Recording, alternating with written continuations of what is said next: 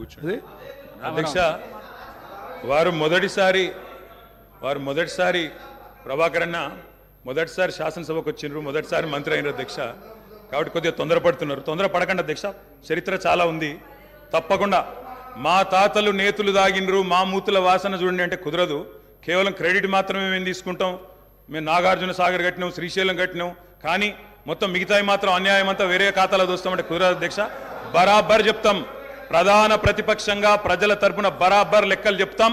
బరాబర్ కాంగ్రెస్ పార్టీ యొక్క ఏమేమి దురాగతాలు ఉన్నాయో అవన్నీ చెప్పవలసిన బాధ్యత మా మీద ఉన్నది. బరాబర్ చెప్తామని చెప్పి కూడా నేను తెలియజేస్తా ఉన్నా అధ్యక్ష.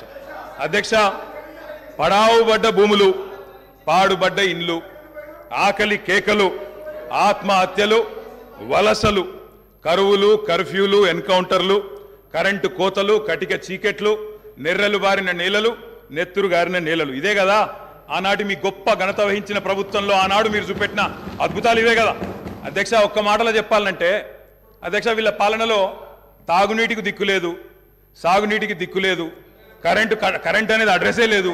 ఇక ఇది వీళ్ళ పాలన అధ్యక్ష. 50 ఏళ్ళు పరిపాలించి అధ్యక్ష, ఇక్కడ కూర్చున్న సభ్యులు ఆలోచన చేయాలి అధ్యక్ష.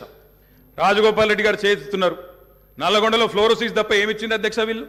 నల్లగొండలో ఫ్లోరోసిస్తో 1,50,000 మంది నడుములు వంగరబోతుంటే మునుగోడు నియోజకవర్గంలో ఒక్కసారి నాకు ఒక కాంగ్రెస్ సభ్యుడు మాట్లాడిండా అధ్యక్ష? అధ్యక్ష సబ్జెక్టే మాట్లాడుతున్నా అధ్యక్ష. తర్వాత సభ్యుడికి ఇష్టం వచ్చినంత టైం ఇవ్వండి, మాట్లాడినివ్వండి, మాకు అభ్యంతరం. I'm not yielding. అధ్యక్ష, నల్లగొండలో ఫ్లోరైడ్ బాధలు, దేవరకొండలో పసిపిల్లల అమ్మకాలు, పాత బస్తీలో మైనారిటీ తీరని బాలికల వివాహాలు, మహబూబ్ నగర్లో గంజి కేంద్రాలు, పాలమూరు నుంచే 14 లక్షల మంది వలసలు ప్రతి సంవత్సరం. అధ్యక్ష, ముఖ్యమంత్రి రేవంత్ రెడ్డి గారి సొంత నియోజకవర్గం కొడంగల్లో ప్రతిరోజు 2 బస్సులు అధ్యక్ష బొంబాయికి పోయేది. కొడంగల్లో, నారాయణపేటలో, మక్తల్లో ప్రతిరోజు 2 బస్సులు. అదేవిధంగా అధ్యక్ష, ఆ బస్ స్టాండ్కు పోతే ఆ వలసలను చూసి సలసల కాగే కన్నీళ్లను గారుస్తూ ఆ భార్యా పిల్లల ఏడుపులు. అదేవిధంగా 50 ఎకరాలు ఉన్న రైతైనా సరే అధ్యక్ష, తెలంగాణలో ఆనాడు కాంగ్రెస్ పరిపాలన ఎంత గొప్ప పరిపాలన అంటే అధ్యక్ష, మహబూబ్ నగర్లో 50 ఎకరాలు ఉన్న రైతైనా సరే గుంపు మేస్త్రిగా పనిచేసే దుస్థితి అధ్యక్ష. హైదరాబాద్కి వచ్చి కూలీ చేసుకునే దుస్థితి. ఇది వాస్తవం అధ్యక్ష, వారికి కూడా తెలుసు. ఒక్క మాటలో చెప్పాలి అంటే తప్పకుండా చెప్తాం, అన్ని చెప్తాం. గౌరవ అధ్యక్ష కేటీఆర్ గారు చెప్తా. గౌరవ కేటీఆర్ గారు ఒక్క నిమిషం, డిప్యూటీ సీఎం గారు మాట్లాడతారు. అధ్యక్ష, ప్రభుత్వం మారింది, ప్రజలు అత్యంత ప్రజాస్వామ్యయుతంగా తీర్పిచ్చారు. మేము చాలా విషయాల హృదయంతో ప్రభుత్వం తరఫు నుంచి చాలా స్పష్టంగా చెప్పాం. అత్యంత ప్రజాస్వామ్యయుతంగా సభను నడుపుకుందాం, ఉన్నటువంటి విషయాలపైన లోతుగా చర్చిద్దాం, నిర్మాణాత్మకమైనటువంటి సూచనలు మీరు ఏమిచ్చినా మేము తీసుకోవడానికి సిద్ధంగా ఉన్నామని చెప్తా ఉన్నాం.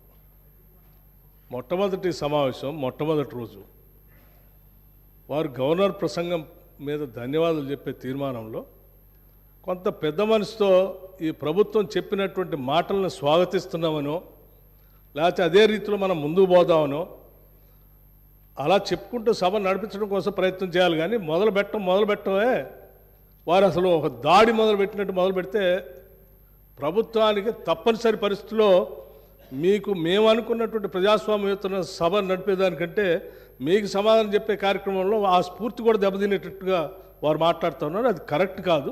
దయచేసి మీరు ఏం చేశారనుకుంటున్నారో చెప్పండి, మేము ఏం చేయాలనుకుంటున్నారో చెప్పండి. దాని ద్వారా రాష్ట్రానికి ఏమైనా చేద్దామనేటువంటి ఆలోచన ఉండాలి తప్ప మీరున్న టైంలో గన్ సెంటర్లు ఉన్నాయి, మీరున్న టైంలో అసలు నీళ్ళే లేవు. నీళ్ళు ఏడలేవండి. ఆర్డబ్ల్యూఎస్ పథకం ద్వారా మొత్తం రాష్ట్రంలో దాదాపు 70 నుంచి 80% నీళ్ళు ఇచ్చారు. మా ఆదిలాబాద్ నుంచి నేను ఖమ్మం వరకు చెప్తాను, నేను ప్రతి ఊరితో సహా లెక్కలతో సహా చెప్తాను. చివరి గోండుగూడెల్లో కూడా మీరు చెప్పినటువంటి ఆర్డబ్ల్యూఎస్ దాదాపు 43,000 కోట్ల రూపాయలతో ఖర్చు పెట్టారు. ఏడాది ఒక్క గ్రామంలో నీళ్ళు వస్తున్నాయండి. ఇప్పటికి కూడా ఐటీడీఏ నీళ్ళే తాగుతూ ఉన్నాం, వేసినటువంటి బోర్లు బావిలో నుంచే నీళ్లు తాగుతున్నామని చెప్తా ఉన్నారు. మళ్ళీ అదేదో పెద్ద గొప్పగా చేసినట్టు చెప్తున్నారు. మీరు వచ్చిన తర్వాతనే నల్గొండలో నీళ్ళు వచ్చినాయి. అంతకుముందు నల్గొండలో నీళ్ళు రాలేదా? ఫ్లోరోసిస్ ఎరాడికేషన్ కాలేదా? మీరు వచ్చిన తర్వాత జరిగిందా? మీకంటే ముందే జరిగింది. మీరు ఇంకా కట్టినటువంటి ఆర్డబ్ల్యూఎస్ పథకం కింద కట్టినటువంటి సంస్థల్ని వ్యవస్థల్ని ఆస్తుల్ని అన్నిట్లు కూడా ధ్వంసం చేసి తాళాలు వేసి పనికి రాకుండా చేశారు. వాటి మీద కూడా లెక్కలతో మేము బయటకు తీస్తాం, రివ్యూ చేస్తాం అధ్యక్ష. దయచేసి మీరు చెప్పండి. ఎస్, మీరు 10 ఏళ్ళు పాలన చేశారు, ప్రజలు తీర్పిచ్చారు. ఈ తీర్పిచ్చినటువంటి తీర్పు ద్వారా రేపొద్దున ఇంకా భవిష్యత్తులో ఈ రాష్ట్రాన్ని ఇంకా ఎంత ముందుకు తీసుకొని పోదాం. మీరు ఏదైనా ఉంటే సూచనలు చేయండి. మీరు వినటానికి సిద్ధంగా ఉన్నాం, అమలు చేయడానికి కూడా సిద్ధంగా ఉన్నాం. Thank you.